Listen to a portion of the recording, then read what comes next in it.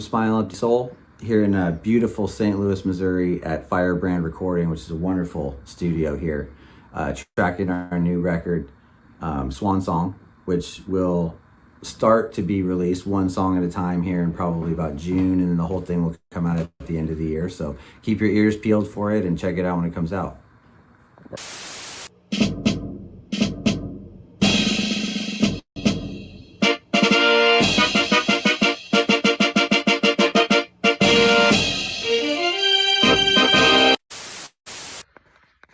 Hey, it's your favorite comedian, Anthony Rogers, live in his tour bus, yeah.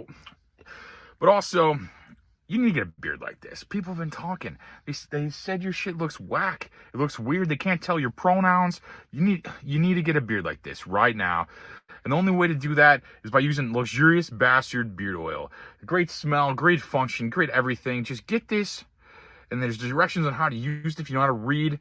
But use the link in the description. Go to the website. Use promo code LEGENDARY. Get a discount.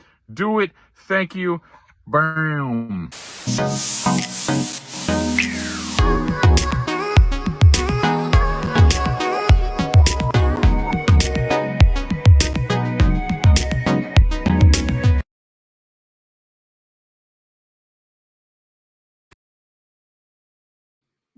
Welcome back to the best show in the universe. How are you doing?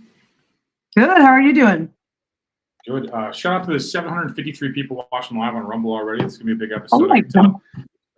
And if you're listening to this later, you're cool too. You know, I love if you listen to this later too. But if you're one of the hundreds of people that were sitting here waiting, I love you the most. You know, that's all I'm saying. I appreciate you too. Yeah. We have, a crazy subject, crazy guest tonight. Exciting. You know, I'm really into reincarnation. You seem to be into that too. Yeah. You know? Yeah, definitely. I feel like I'm just gonna learn a lot. You know, I feel like we got a good subject that we haven't. I don't know if we've covered this yet. We've talked about it on kind of in other episodes, but not like a whole episode on reincarnation. You know? Yeah, who was the chick you had on where she had that whole channeled book about the afterlife? I thought that was really interesting. That was kind of similar, but it wasn't like just specifically reincarnation. Very true. Yeah, we did cover it though in there. But yeah, no, this whole. I'm pretty excited. This guy's awesome. He does a lot of public speaking on a lot of different things. He's written 3 books. There are links in the description if you want to teach yourself how to read, you know. And I asked him, because I'm stupid, so I asked if they have audiobooks. He said yes. So I'm like, you can listen to the audiobook like I'm going to do probably. I'm just so it'll literally take me like, hours to read through shit sometimes. Dude, I'm always doing something, so I just want to listen to his books while I'm working out or something like that. You know, I think it's just a good thing. That's my excuse for being dumb. That's my excuse for being too dumb to read. But I'm hyped though. He's a psychic. He's a lawyer. We're gonna get into that. His name's Mark Anthony. How you doing, brother? Hey, how's it going, Anthony? Hey, Nikki. Thank you for having me on. I really appreciate it. Yeah, of course. Thanks for coming on.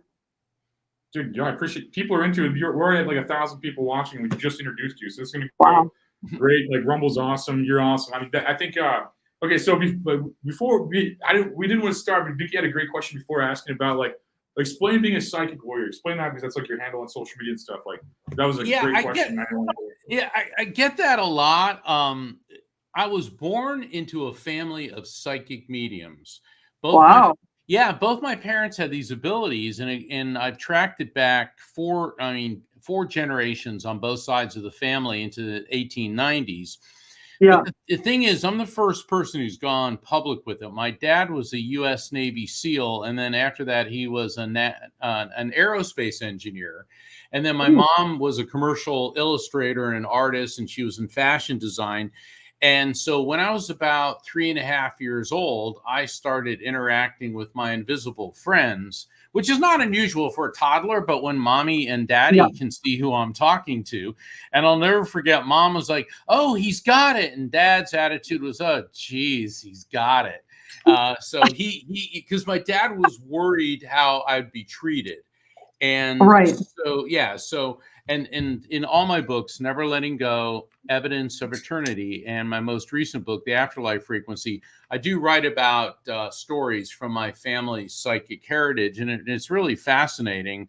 In 2016, PBS did a special called The Italian Americans, and my mother's family's of Italian descent. Oh, I'm Italian too. Okay, Paisan. And they did an entire segment on my maternal great-grandmother, Giovanna, and referenced her psychic abilities.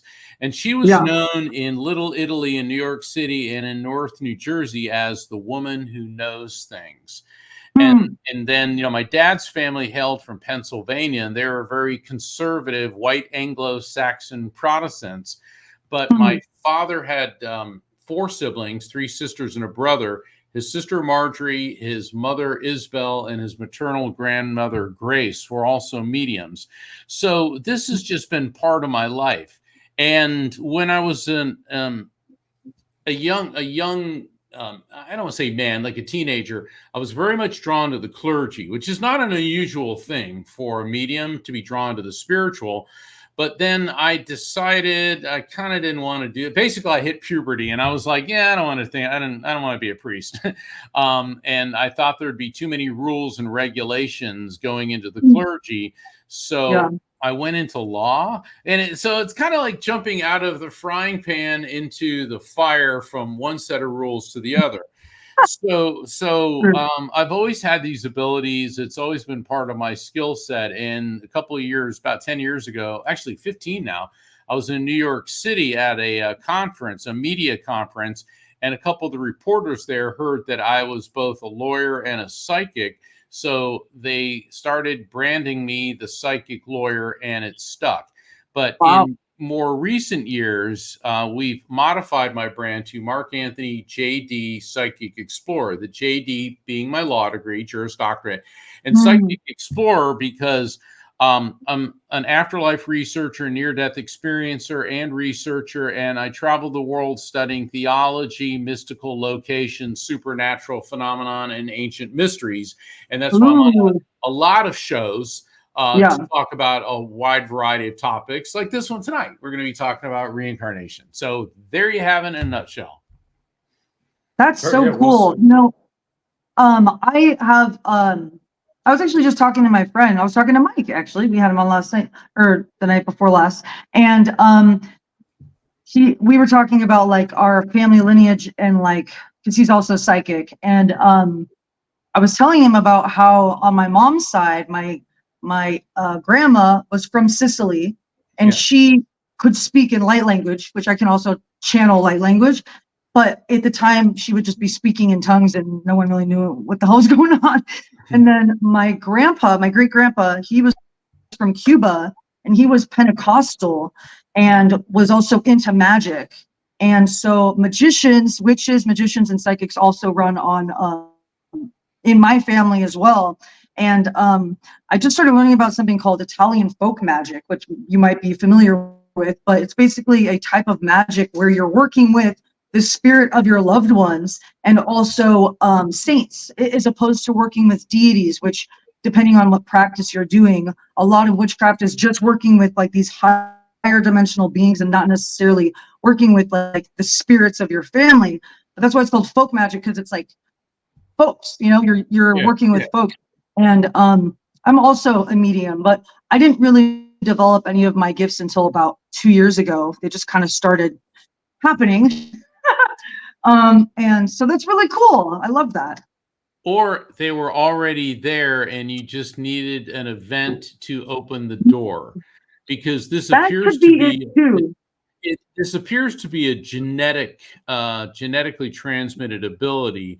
And it's what would be known as a recessive genetic trait, meaning it can skip a generation or two.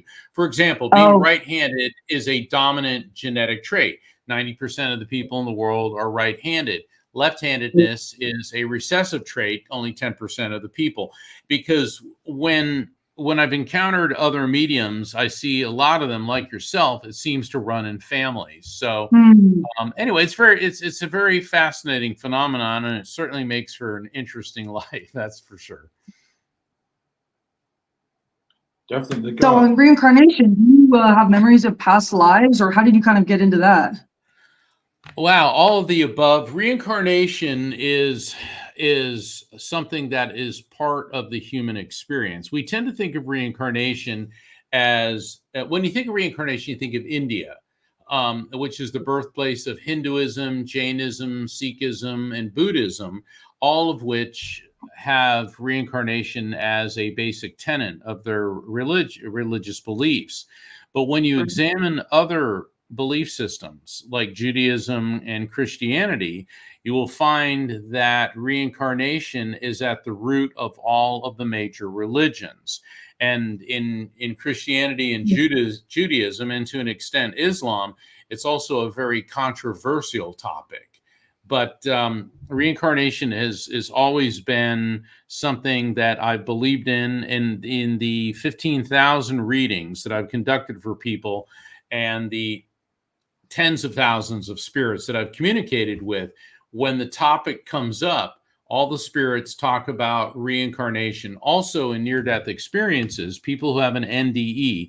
And for those who may not be familiar with the term, a near-death experience is when you die and your consciousness, your soul, separates from your body, and there's stages. You may just be floating around your body, or you may go through a tunnel into the light, and then once you get into the light, you may encounter people that have died, and then if you get to an even farther stage, it's where you encounter the light, which is our perception of the divine, and then you're pulled back.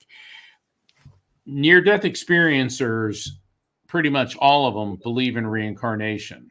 Yeah. And it is because it makes so much more sense than you die and then you're either going up ding to heaven or down to hell.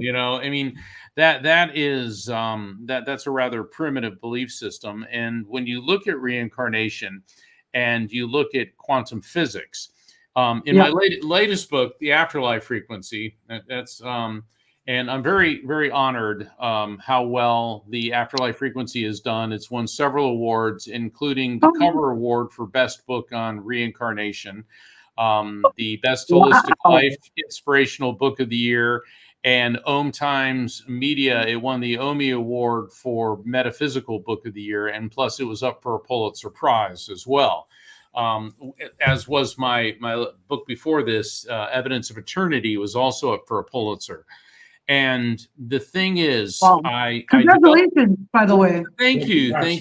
That's really a huge accomplishment. Like, that's incredible. Thank you.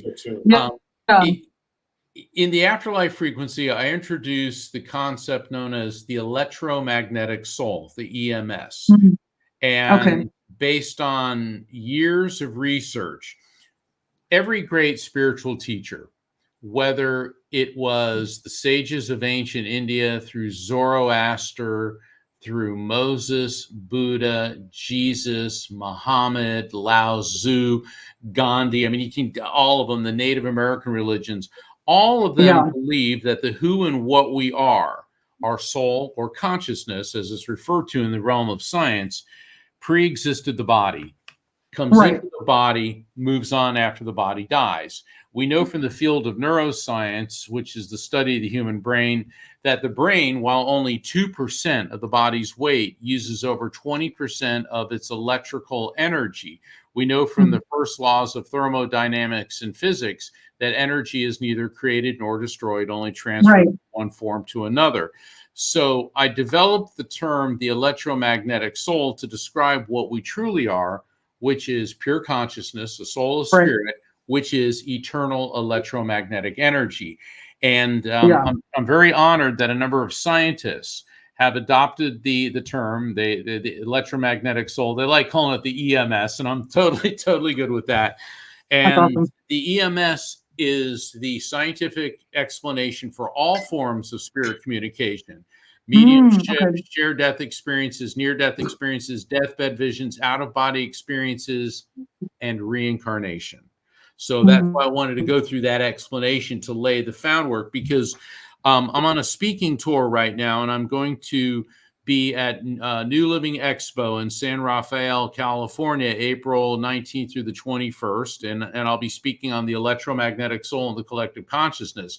Then the 2 weeks after that, I'll be at the Unity of Tampa and then the Edgar Cayce Association for Research and Enlightenment in Virginia Beach at their Reincarnation Summit, where I'll be presenting Debunking Death, the science of reincarnation and near-death experiences. So I think it's important for people to understand that, like what you and I are capable of doing, Nikki, with mediumship, spirit communication, and also things like reincarnation and out-of-body experiences, that there is sound scientific principles which can prove the existence of these.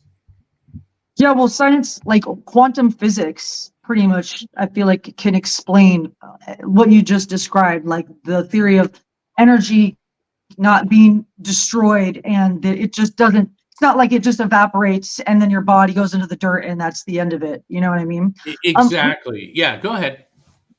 We had someone ask in the comments, they said, hold on. They asked about star seeds. Wait, where did it go? They said, hold on. I got it right there. Reincarnation. What are your thoughts on star seeds or sentience outside Star our seeds system? or sentience outside our system can like reincarnating from other planets and stuff, essentially. Oh, cool. See, now this is giving away part of my lecture. But since you're asking, I do believe in that. See, because what's always funny, every time I give a lecture on reincarnation, somebody will raise their hand and go, yeah, but there's more people alive today than have ever existed on planet Earth before, which is not true, because according to the latest studies, humans, since prehistoric times, there have been well over 100 billion humans on Earth since Homo erectus, Cro-Magnons started walking upright. But that's also assuming that Earth is a closed system. And the thing is, the energy is a constant flow. And so the electromagnetic souls that are attached to this particular dimension, this particular planet, go through a series of incarnations. And then when you're done here, you transfer to another dimension. Meanwhile, there's also a steady stream of EMSs from other dimensions outside our system. So I hope E.H.L. Howard, I hope that answers your question. Well, I have something to say on it. I personally identify as a starseed. I've had many lives in other realms and on other planets. And I just recently started to remember some of these memories. One of the most vivid memories I have is actually being in the draconian star system as a dragon, like being a literal dragon and flying and seeing other dragons flying. Like, it was so vivid and it felt so natural to be like in the air flying. I also have memories of being on a star system called Lyra as a cat being, like a humanoid cat being, and then being in another star system called Avian. Well, the beings there were called blue avians, and they were like bird beings. And I get a lot of spiritual messages through birds. I feel really connected to birds. And I'm also an air sign, so I don't know if there's like a connection there or what, but I definitely, I mean, with the current spiritual ascension happening on a collective level, there definitely are a lot of star seeds that volunteered to incarnate here from higher dimensions, higher realms, in order to come in with these high frequencies that would eventually be unlocked.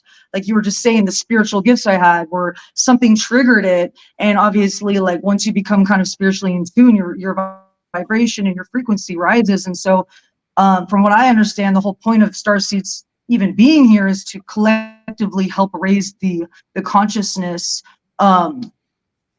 collectively or whatever. And so yeah, that's just my personal experience, but yeah. That's awesome. That was awesome. That was a good story. That was awesome. What, Mark, do you remember some of your former lives by chance? I'm sorry? Do you remember some of your former lives? Do I remember some of my former lives? Past lives. Oh, you know what it was? The sound. It sounded like you said, you remember some of your photo ops? And I'm like, Well, I'm constantly being photographed on tour. Like, well, you're like, yeah, the paparazzi is just so crazy. Well, my favorite photo op, I think, of all time. I had just done an episode on the CBS TV show The Doctors, and I was invited to be on the yellow carpet of Nat Geo's premiere of Genius.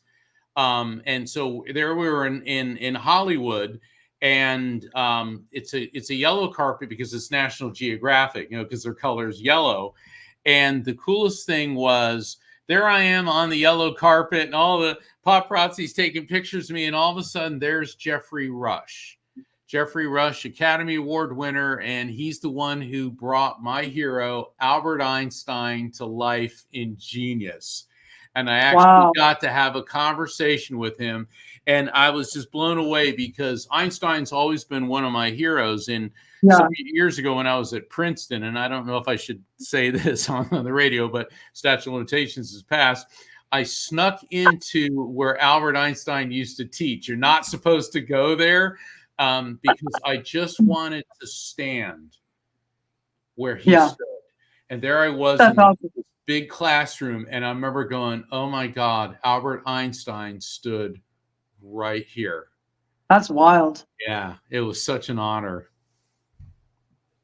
So that was my favorite photo op.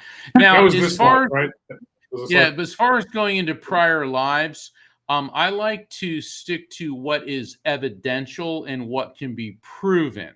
Okay, because we can have opinions on that. Yeah,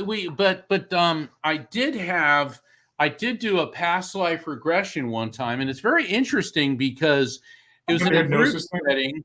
And it was, remember Sylvia Brown, the great psychic medium? She probably died about 10 years ago, but she was very famous and very controversial.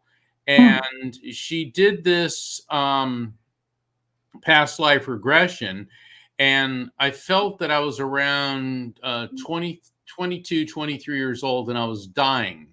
I could feel this terrible lung disease like pneumonia.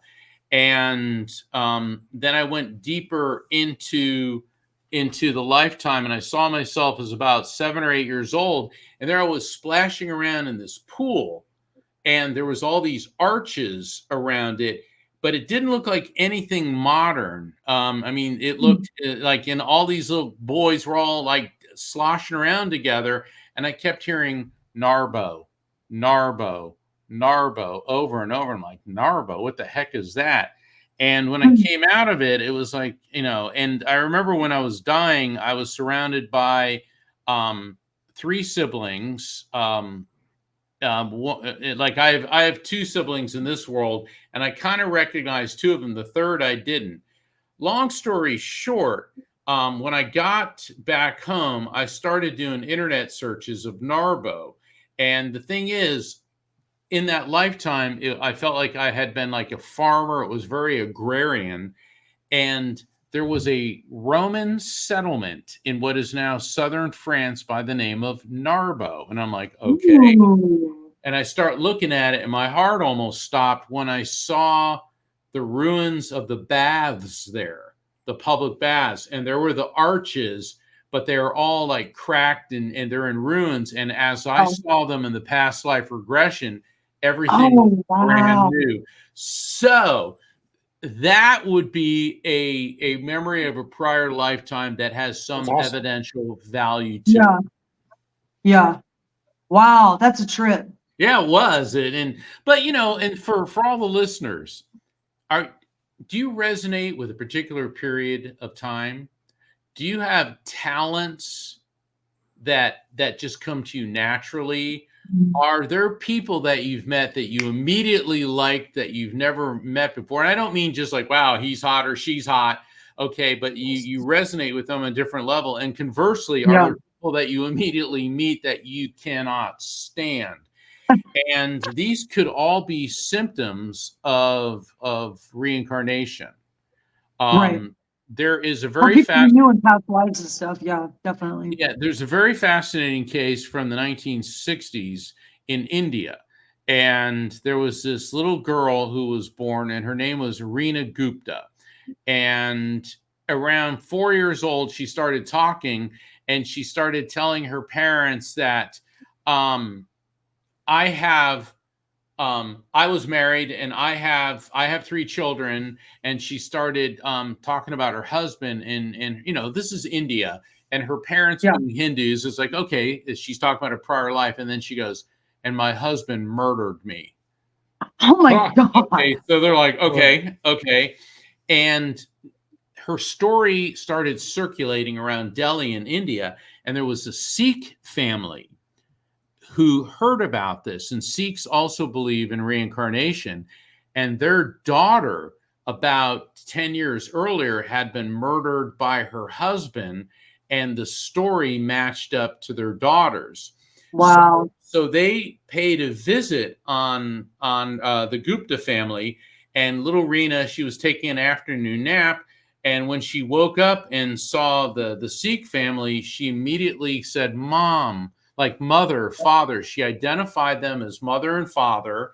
She referred to their living daughter by her nickname, which she didn't know. Wow. Okay. Wow. And she started revealing all of these detailed facts.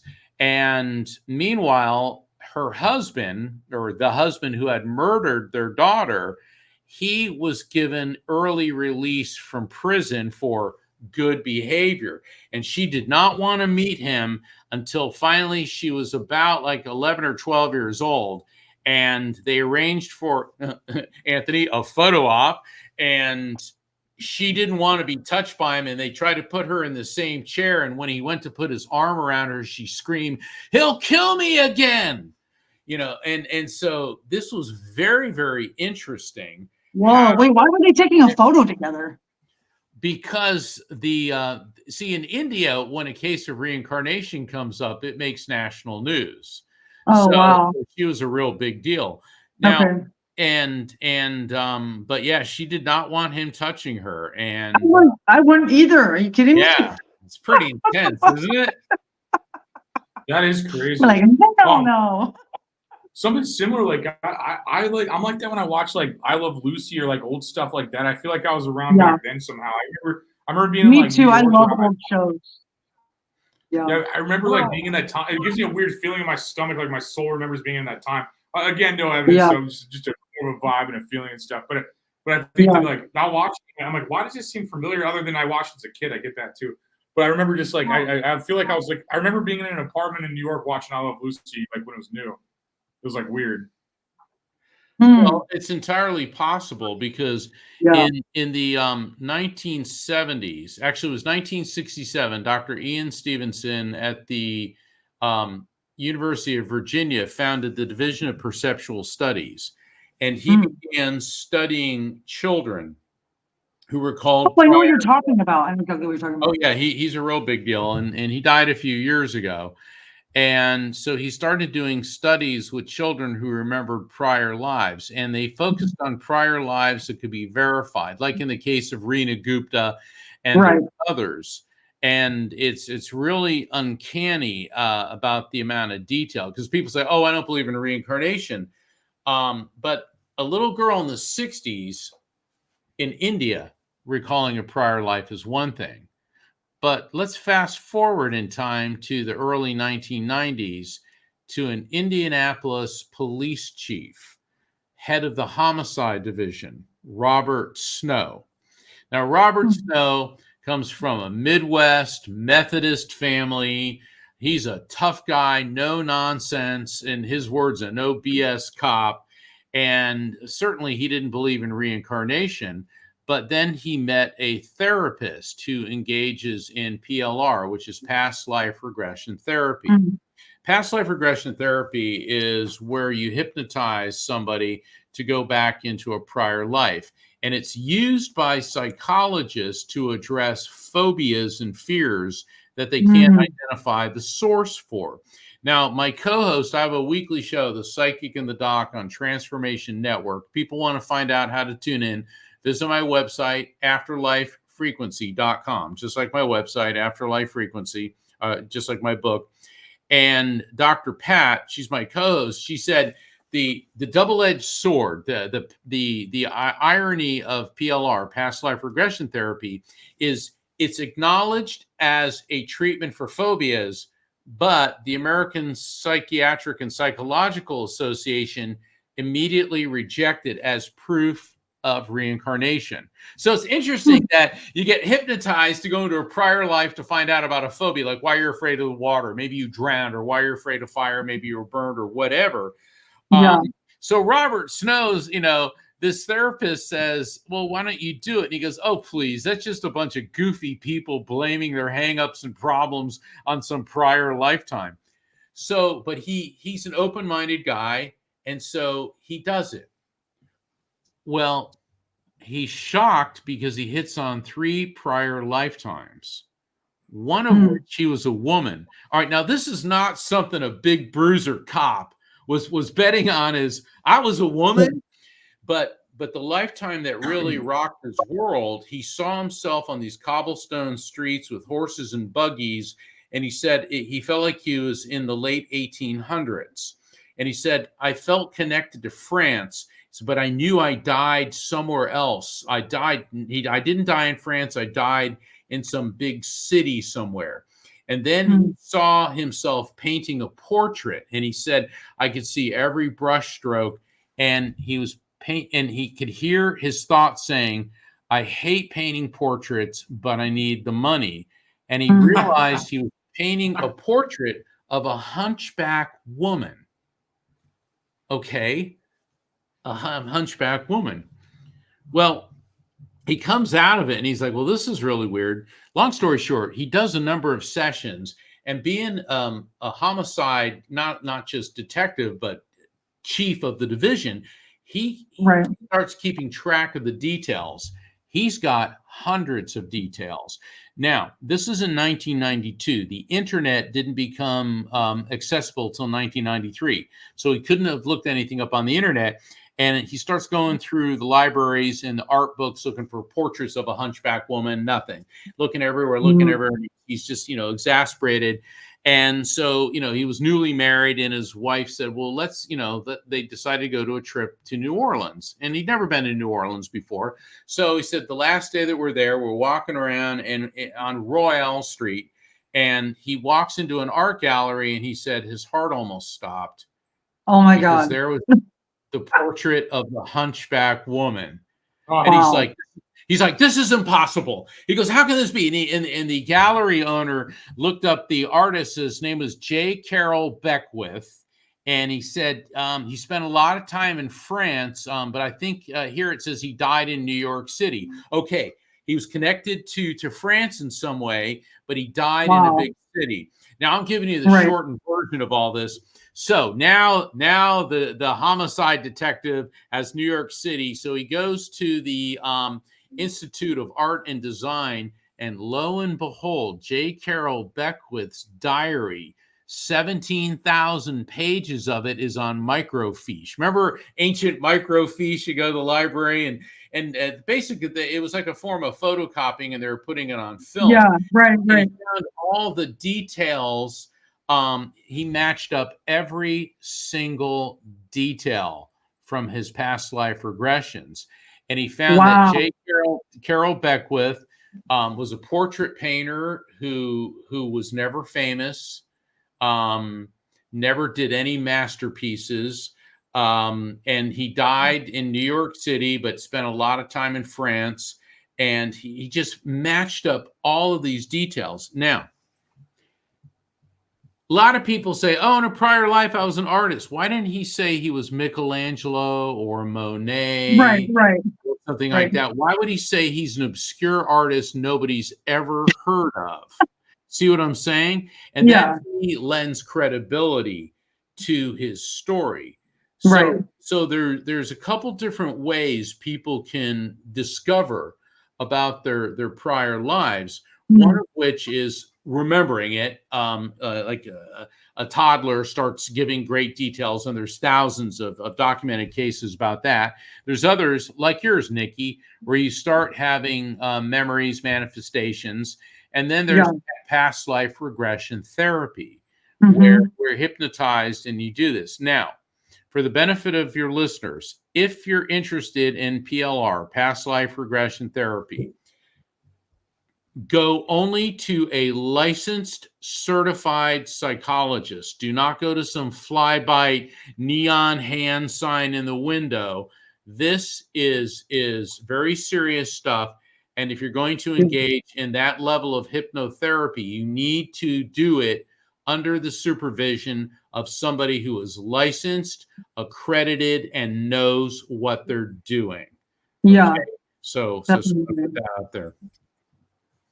I did one past life regression. I did a starseed regression with a spiritual teacher I work with. And I didn't really know what to expect, but the first things that came up were past life trauma was really the first thing that came through. That's very typical. That's very typical. And see, because that's what PLR does, is to find out why people have traumas. What was your trauma, if you don't mind my asking? Well, the first one that came through was actually that a planet I lived on was destroyed. And before I could even get to that point in the regression, I just started feeling this like grief. Like I just started crying uncontrollably, and I didn't really know why. And I was trying to visualize this planet and I couldn't. And like oh, it makes me want to cry now for some reason. It's weird because it's like this version of me has no emotional connection to what that even is. But then there's this deeper version that I'm still not even really totally connected to or understand, that feels the pain of whatever it was I went through in that past life. And yeah, it was really traumatizing just to like kind of even attempt to wrap my head around what had happened. But I think like some of the stuff I've gone through in this lifetime has been, you know, drug addiction and sexual abuse. But like my spiritual teacher was like, have you ever felt comfortable? And I'm like, you mean in general? And he's like, yeah. And I'm like, I mean, no. And I think that's why I used drugs. And he was like, I think that there's a lot of deep-seated trauma, even just from this one experience, that is still in your body, that's making you physically uncomfortable, and that's why you felt like you needed to self-medicate. Did you find that confronting it through the PLR helped alleviate some of the stress? Yeah, I mean, I sat there and I just tried to not judge myself and like just feel the feelings, despite however this human body and mind was kind of trying to process what I was experiencing. I tried to just let it go and feel those feelings, because my teacher was like, just cry as much as you can, because like your soul on an energetic level is holding on to it, whether you're conscious of it or not, you know. And that's kind of what you were saying, is the whole purpose of kind of going under is to tap into the subconscious that's connected to every lifetime, connected to our soul. And I did feel relief afterwards. I'm definitely going to go back and do more, because like, I do think that there's a lot of past life trauma that is being like manifested, or that has manifested in this lifetime as well. And in order to kind of unpack some of the stuff that's happened in this lifetime, I have to go back and unpack what happened in past lifetimes. So, yeah. Okay. Yeah, I wonder how many lives and stuff. I think about that a lot. I think about like someone in the comments was saying like, I can't excuse the enunciation because I'm a caveman, but like Liru was destroyed. Is it a planet name or something? I'm not familiar with like oh, that was one of the star systems that I said earlier that I was from. So that's another planet that I was on that was destroyed. So there's actually a couple planets that I know of that I was on that was actually destroyed. But this first memory I had, I've never even heard of the planet in the past life regression. It was a planet that I wasn't even familiar with. Oh, but yeah, Lyra was destroyed. There are a couple of ancient star systems or planets that were destroyed, and it can be somewhat of a common theme for those for star seeds from those planets to just feel homesick, but not really have any real reason for why they feel homesick, or just like out of place. Like, I don't know, it's hard to explain, but I definitely feel like a common theme in my life has been feeling like, I don't know, it's hard to relate to people. Like, I feel like before I even knew that my soul lived on other like planets, I always already kind of felt like an alien. Not like an actual alien, but like alienated. You know what I mean? We got to be careful when we're talking about things like this, because and I have no reason to not believe you or your authenticity, but I can see how a lot of people would have questions because there's no way to verify it.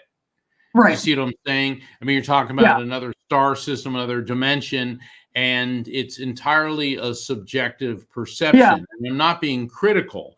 I'm just saying you always have to be careful because, the skeptics can just rip that one apart. That's why in my research, both with metaphysics and with reincarnation, I focus on people that have memories of prior lives that can be verified. Because that's everything that I do involves evidence and verifiable facts. Because I certainly believe in other dimensions, life on other planets. I've encountered and done readings for a number of people who claim to be abductees, including Calvin Parker, who is or was, he died last year, the most credible alien abductee on record. Also Nancy Tremaine and a number of other people. I've consulted and with MUFON, the Mutual UFO Network, and we look at the facts and the evidence of what we can prove. Right. So you always have to be careful when you're talking about an incarnation and a life on another planet, another dimension. See, the three of us get it because we're in the business. I'm aware of that. You just got to be careful because the skeptics are just going to zero in on that because there's no way to defend that position. This is the lawyer. This is the lawyer in me. Yeah, I know. That's what I was going to say. I think it's how you view the world as a lawyer. I was just going to say that. Like that's how like a lawyer views the world. Like, it makes sense. Well, I haven't actually tapped into any past lives on Earth yet. So the only past life memories that I have were the regression I did were just past lives in other realms. So I have yet to actually tap into, I'm not saying I haven't had past lives on Earth, but I just haven't gotten there yet. But when I do, I will take that into account because that is an interesting point you bring up, is being able to kind of verify on some level, like what it is that, confirmation really. Exactly. That's what's important because when you're going into a hypnotic state, and see, this is also one of the reasons why the American Psychological and the American Psychiatric Association do not ratify PLR as evidence of a past life, is because is this really a past life memory? Is this some type of, maybe you're tapping into a dream? And I'm not, once again, I am not discounting anything that you've been through. It's just that, they have to make sure that these type of therapies encounter and engage in things that can be verified. I mean, I have connections with ancient societies in this world, and there's really no way to prove it. Now, the Narbo thing really took me by surprise because I actually saw the ruins, the ruins of it.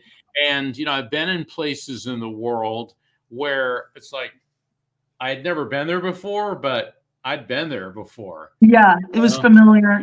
It's very, very familiar.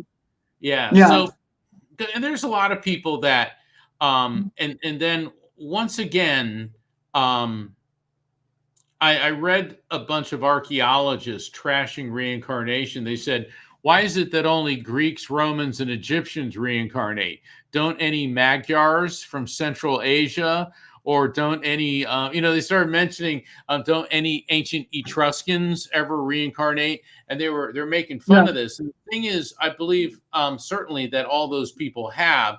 It just seems like people that are recalling more familiar civilizations tend to be the ones stepping forward. I mean, if you're remembering a cave person life, okay, oh, I used to live in the forests of, Montana, 10,000 years ago, it would be hard to find any evidence to support it, and it would be hard for other people to relate to it. So, it's funny you brought up ancient Egypt. Go ahead. Sorry. No, you go. You're on the line. I got you. You have barely. You go. Okay. No, I was saying like especially if you had a bad life on Earth, would you come back though? So maybe but that would be my explanation for only the cool thoughts. It's just like, yeah, I had a really good life. I'm gonna go back check out that Earth thing. But if you didn't, it's like it was like, I don't know about it. I was just like, I didn't live a fulfilling life. I don't know. It's like if there's even a choice, I don't know. If we have the choice or not, I don't know. But no, dude, I talked about this a couple times in here. I remember before I was born, before I was born and picking this life and stuff out of several avatars, and I made the right choice, I think, Cool. Cool. Yeah, that's interesting. That is interesting, though. I wish I had remembered before, but you were saying how you were in kind of like some sort of limbo or something, right, for a minute? Oh yeah, that was like a bad part. It's like sphere prison. I felt like I was in like this like sphere prison with like a soul, and like I had to like wait forever by myself. And then they were like, "All right, you ready to do it again?" I'm like, "Oh yeah, you got on the slide again, And then that's like what it felt like. Yeah.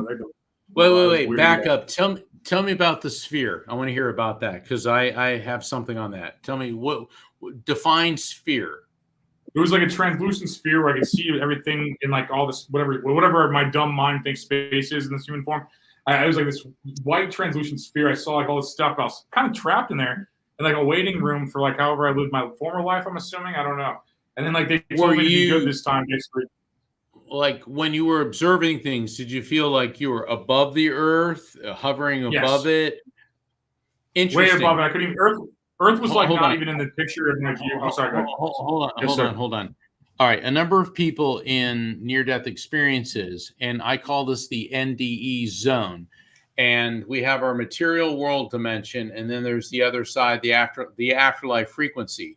Yet in between, there's a transitional zone, and my friend and colleague Jim Bruton calls it the in-between.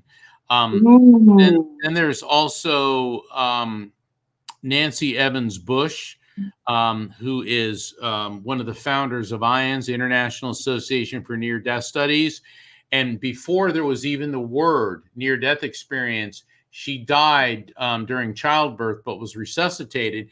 And she talked about this zone above the earth where it felt like a void, like nothingness. And a number of people have talked about that. And when you said sphere, because a lot of them talk about geometric shapes, spheres, these type of things. So you may be recalling the time before you incarnated in this current life, and you were in that the NDE zone, the place between this side and the other side. I think that's very fascinating. As soon as you said sphere, it's like, wait a second, I've heard this a lot before. So that may not be just like a dream or a fantasy. This could be a recollection of yeah. Well, yeah. I mean, I believe it was real. Yeah. I remember being like a white light, talking to another white light that was smarter than me. That was just like, he would like guide me through this. He goes, "Okay, this time is your last chance to be good." It's like this weird thing they're telling me. I don't know if I was like, I don't know what I was, bro, but they didn't like me last time, I guess. So I'm trying to, but that's what it felt like. And then there's like this like water slide into the avatar I picked. It was like I had like I don't know the exact number. I'd say 4 choices maybe, where I saw all 4 lives happening at one time almost on Earth. Because all times like I feel like in a human body this is like a slow vibration, but like it's all happening at once. So that's how I feel. Right. Like that's what it looked like up there anyway. And I went down this like translucent water slide, and then I don't remember. I got like whitewashed as I went down almost. I don't remember much outside of it. I remember that because it was like this weird warning when I was an idiot kid. It was like, come on, you learn to be good, you know, like type vibe, you know. Now I feel like I'm trying to be now. You went on like a water slide? Yeah, hang on, let me change. It was like a translucent water slide. It was almost like a down slope like that. Like it's like down slope into Earth almost, into this life. And I knew I don't know. I remember a brief briefing, and I think I'm reminded of it a lot. But you made me feel better because I thought it was a punishment. And I was just like, man, I was just like created to be punished. No, like, come on, you know, no, that's interesting. Let's I know we're supposed to be talking about reincarnation, which we're kind of not. But the thing is, a lot of people have what's known as a DNDE, a distressing near-death experience, which is also referred to as a hellish NDE. And they go into that void and they think, oh my God, there's nothing there. I'll be totally isolated and alone. And the thing is, there is no hell. Hell's a mythological construct. The thing is, people that have DNDEs, the hellish NDE, oftentimes are in the NDE zone. They're between this side and the other side. And then there's people who are between incarnations. It would make sense that you're leaving the afterlife frequency, the other side, and then you're transitioning. And for whatever reason, you seem to have residual memories of this. So it doesn't mean you're crazy. It's pretty cool. And then when you talk about that slide, the slide going down, that's kind of an how you are able to perceive the energetic flow of your electromagnetic soul from a purely energetic state before it attaches to a new host, meaning a fetus. So I think that's pretty fascinating. Yeah, it was definitely a weird. I think it reminds me to be a good person. And some of the comments were saying I probably just lived a low vibrational life, which makes sense. So I'm drawn to that a lot. It says like, hear me out. You're not a bad person. Your last connotation, you were not producing. You're dedicated to self-indulgence and consumption. And I feel, you know, I mean, I can see that being relevant. I can see my soul enjoying that. Like, I can definitely, you know, I mean, I get that, and I hope it's. I don't know. It kind of worries me because I'm always like trying to live a righteous life and stuff, but I know it's not always easy, you know. Like, yeah. It's like, it's weird. They called me a wizard in the comments. That's great. Well, tell them to get their own dang podcast and do better. Shit. Do we have like 2,000 people watching live? That's pretty good. That's great for a live stream. You guys they must love reincarnation. That's a cool concept. Like, I don't know. I don't know. Like, so a lot of your stuff was saying in your briefing, Mark, for your publicist. I mean, a lot of said you have a lot of comparisons to like how like Christianity might review this and stuff, which is kind of cool. Well, you want to take us there? Like, what's like how could this be? How could you be like a Christian and believe in reincarnation? I guess if that's the phrasing, more or less. Yeah, there's nothing crazy about it. The reason I'm pausing because I'm organizing my thoughts. I'd much rather you do that. No, I'd much rather you do it. Part of my lecture that I give, which takes more time than we have, but there's a common belief that Christianity and reincarnation don't coincide at all, and that's not true. In the in the early centuries after Jesus, there were different philosophies within Christianity, which there are today too. And in Egypt, there was a great philosopher at the dawn of the 3rd century. His name was Origen of Alexandria, Egypt. And he believed that we all go through a succession of lifetimes until we are with God. And he said even Satan will eventually emerge from the pit of hell to be with God. But then after the empire split in two and the western half collapsed and the eastern half, which was the capital, was the modern day city of Istanbul, in the year 525 or thereabouts, the Fifth Ecumenical Council was called. And at the Fifth Ecumenical Council, reincarnation was banned as heresy and supposedly removed from Christian beliefs. However, a couple passages seem to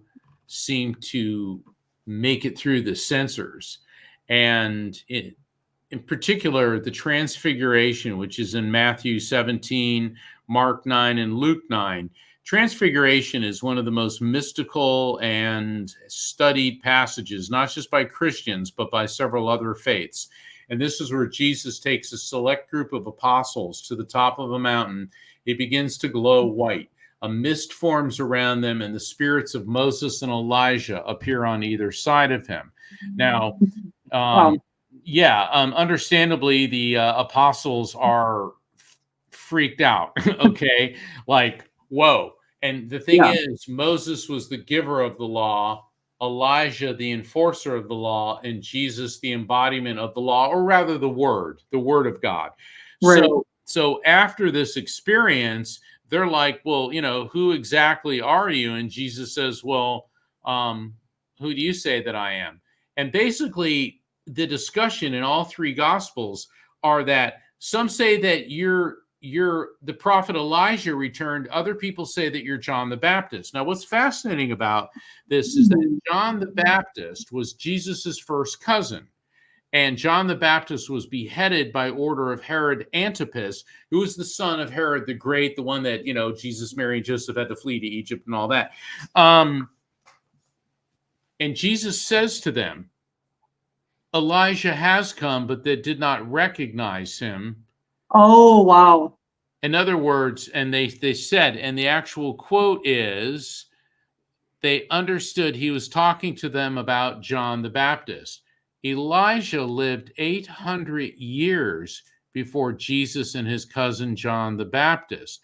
And progressive Christians, Hindus, Buddhist scholars, Jains, Sikhs, and the more mystical and esoteric, like the Kabbalist Jewish theologians, believe that Jesus was telling them that Elijah reincarnated in the form of John the Baptist. And so this is why it is believed that the Transfiguration very well may be a scriptural reference to reincarnation. So even the word transfiguration, it's like you are transformed, your soul is transformed into a different, like it's like you're a shapeshifter or something, you know what I mean? Like you're changing. The Transfiguration, when people say mediums are not of God, mediumship is evil. Well, hold on. All of a sudden, Jesus brings forth the spirits of Moses and Elijah. Right. What do you call that? Right, exactly. And it appears there are some people who believe that the Transfiguration was an ectoplasmic projection. Ectoplasm being a metaphysical substance that formed an image of the spirits who were communicating, in this case, Moses and Elijah. So apparently mediumship is in the Bible, and it is in several places. And the Transfiguration, once again, is one of the most heavily studied and mysterious passages. So I'll just kind of leave it at that. I'm a Christian and I believe in reincarnation. You know, I think it's I believe in God. I serve. Yeah, what's incompatible about it? I mean, God's all about forgiveness and second chances, and reincarnation. Well, that's the thing is, why do you need hell when you have reincarnation? Right. Okay? So I always tell people, be nice, because you don't know what you're going to be reincarnated as or where. Okay. Nikki, would you really want to be a woman living under the Taliban right now in Afghanistan? Right, exactly. Exactly. Or Anthony, would you want to be a young Russian guy getting drafted to go fight in a pointless war against Ukraine? You know, oh my God. There's so a lot of hell. There are a lot of hells. Yeah. Or what about people just here in this country who are homeless, starving? What about people who are grappling with cancer? Hell exists in many forms. You don't need a jerk with a pitchfork. Okay, it's right here. So anyway. Yeah. Well, it's funny because it's like, okay, if God gave us these gifts, how could it be blasphemy? How could it be evil? Exactly. I mean, it's kind of a conundrum. It's like, well, God gave these gifts to me for a reason, to help people, not why would he give them to me for me to not use them and then be judged if I did? It doesn't, it's like he's not sadistic. He's not going to set me up to fail and to, you know what I mean? It doesn't make any sense. There's another story in the Bible. The Pharaoh of Egypt was having nightmares about 7 fat cows emerging from the Nile River, only to be devoured by 7 scrawny, hungry, emaciated cows, 7 plump ears of corn, in turn being devoured by 7 scrawny ears of corn.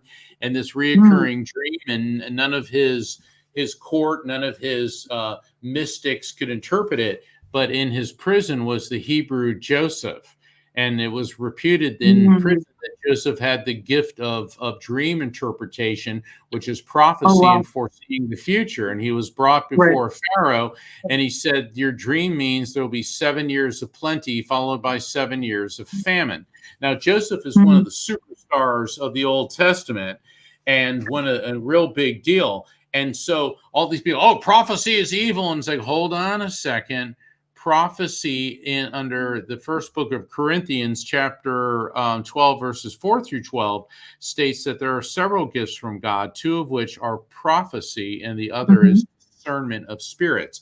So for people who just want to cast the first stone, perhaps they should read the entire Bible cover to cover, every passage, and make an effort to understand the religion you claim you follow. I think they could be said a lot. No, I think I heard this pastor like respond to people that called like the church like hypocrites and stuff, and then he just goes, "Well, you'll fit right in." It was like what? It was like so funny.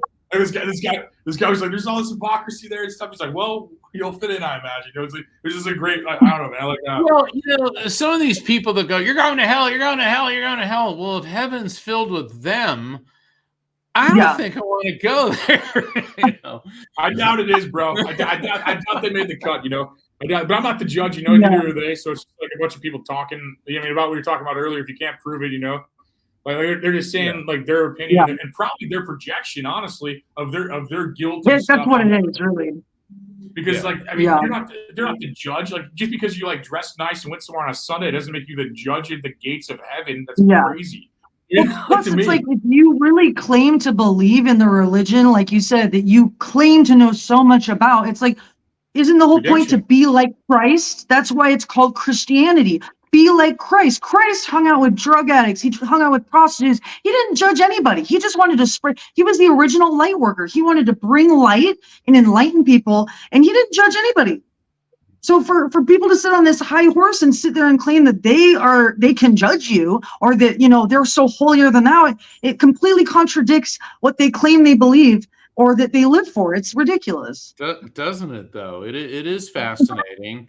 You know, but the thing is, you know, I want people to understand. I respect and cherish the teachings of Jesus and Jesus as a divine teacher. But I think Gandhi said it best. Gandhi said this, I believe, to a group of British generals. And of course, at that time, India was under British control. And he said, I like your Christ, but I don't like you Christians because you don't act like you're Christ. Right. I love that. That's great. Yeah, his fan club gets annoying, man. But I still love God and all that. That's a great way to put it, man. That's a great way to put it for sure. Yeah. Yeah. Well, thank you guys for having me on. I really appreciate it. Yeah, thanks for coming on and talking to us. Yeah, throw out any links you want people to get or books or any kind of promo before we get out of here. Yeah, I got a lot going on. My latest book, The Afterlife Frequency, and the subtitles, The Scientific Proof of Spiritual Contact and How That Awareness Will Change Your Life. Please do not expect a dry and boring treatise. I suffered through enough boring books in the practice of law. I write my books like they're juicy novels, okay? Because I want people to be educated and entertained. Keep up to date on my U.S. tour. Please go to my website, afterlifefrequency.com. I invite all the listeners to subscribe to my newsletter. And I'm going to be at New Living Expo in San Rafael, April 19th through the 21st, and Unity of Tampa the following weekend. And then on May 4th, I remember that one because May the 4th be with you. I'll be speaking at in Virginia Beach at the Edgar Cayce Reincarnation Summit. And then I will be at the Helping Parents Heal conference in August. And in July, I'll be presenting at the Galileo Commission. That'll be an online event. And I want to, and in October, I'll be speaking at the Ancient Mysteries Conference and at Edgar Cayce back in Virginia Beach. And the topic there is the secrets, mysteries, and curses of Tutankhamun. So anyway, I got a lot going on, and I really want to thank you, Nikki, and you, Anthony, for having me on. And especially I'd like to thank all of the listeners and viewers for tuning in, because you are the ones that make the show happen. Thank you. Yeah. Stay. God bless. Thank you. God bless Thank you so much. And then also Mark is back next week talking about another subject. We'll let you know when. I'm not going to let you know the subject right now. But thank you all for watching. Like you said, that's a great point. Without you guys watching, this would be nothing. It would just be a Zoom call, you know. So I appreciate L. Howard in the comments. I mean, blowing up the comments. I appreciate you taking interest in the show. Feel free to watch every weekday. We go live on Rumble every weekday right now. Except for not Fridays sometimes, but every weekday at 8:30 Central, 6:30 Pacific, 9:30 Eastern, and then it goes to Spotify, YouTube, everything else after. But you guys on Rumble are awesome, and like watch it in great droves. It gets featured here because of Rumble, so that's where we do most of our stuff. Again, Mark's a great guest. I appreciate that. Go to his website, AFTERLIFEFREQUENCY.com. Check it out. Check out some of his books. I'm definitely gonna get a couple of his audio books and just kind of listen to that when I'm done tearing through the one I'm tearing through. But I mean, he said he did audiobooks, but you probably read better than me, so you can buy the print copy too, you know. And yeah, as always, I appreciate it. I appreciate the guests, the sponsors, the people watching. I appreciate it all, and I'll see you tomorrow.